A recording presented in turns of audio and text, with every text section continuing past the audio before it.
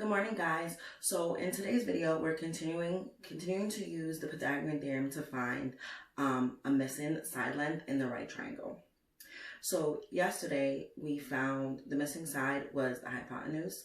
This is what to do when the missing side of the right triangle is not the hypotenuse and it's one of the legs.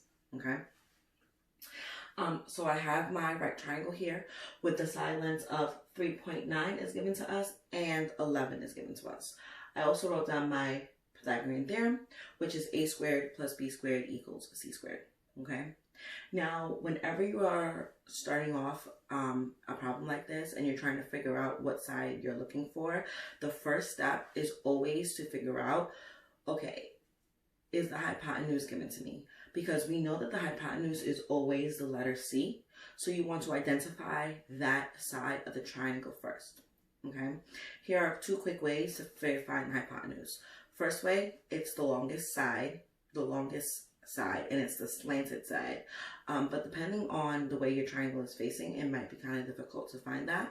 So what I always do is go to the right triangle and go directly across from the right triangle, and that is the hypotenuse. So they actually gave us a hypotenuse in this example. So 11 is going to be my letter C.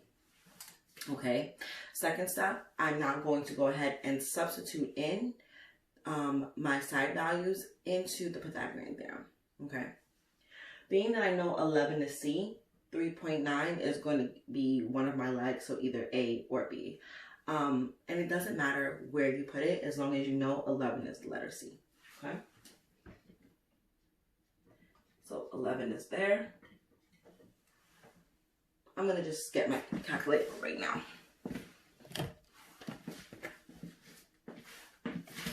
Okay, they gave us that. Now let's go ahead and substitute in 3.9. Now again, you can put it as A, you can put it as B, whichever one that you're comfortable with. Okay. I'm just going to put it as, actually this time let's put it as letter B. Why not? Okay. So A squared plus B, which is now 3.9.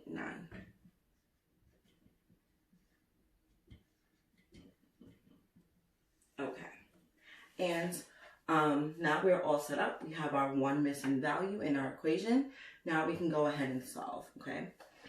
I'm going to go ahead and figure out, well, what is 3.9 squared and 11 squared? So I'm going to just write down my a squared plus 3.9 squared.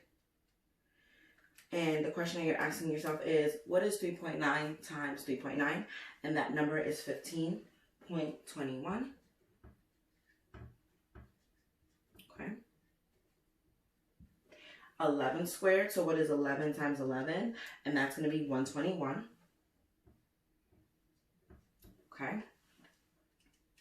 And now we're just going to go ahead and isolate a squared by itself on the right side of our equation.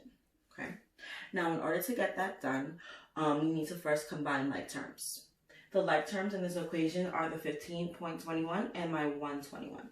Those are like terms. I know that they're like terms because they both don't have any variables, so I can go ahead and combine them. I'm going to bring my 15.21 over to the other side of my equation by subtracting it on both sides. Remember that when we're solving equations, we do the opposite. So 15.21 right now is a positive number. Because I see that plus sign, the opposite of plus is minus. So I'm subtracting that on both sides. Okay, I'm bringing down my a squared. And then I'm now going to simplify this and subtract. So 121 minus 15.21. 105.79. Okay, so we're doing fairly good, but we have one last step in order to get this, in order to be done with this equation.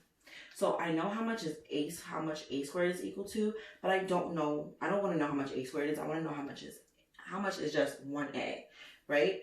So, we're just like we did here, we're going to think about the opposite. So what is the opposite of squaring a number? The opposite of squaring a number is taking the square root of that number. So I'm going to take the square root of both sides.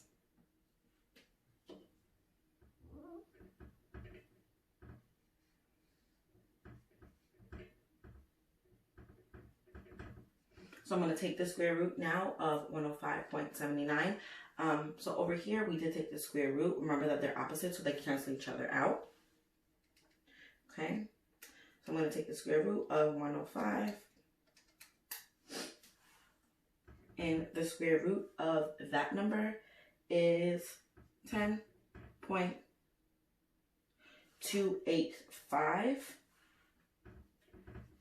85. Perfect. And now we are all done. Okay. That means the length of this missing side is 10.285. Okay. Hopefully this was helpful. Now, in your classwork today, you are going to see different types. So you could be solving for the hypotenuse. You will be solving for a leg. If you are solving for the hypotenuse, I suggest you go and watch the video that was uploaded on yesterday's assignment.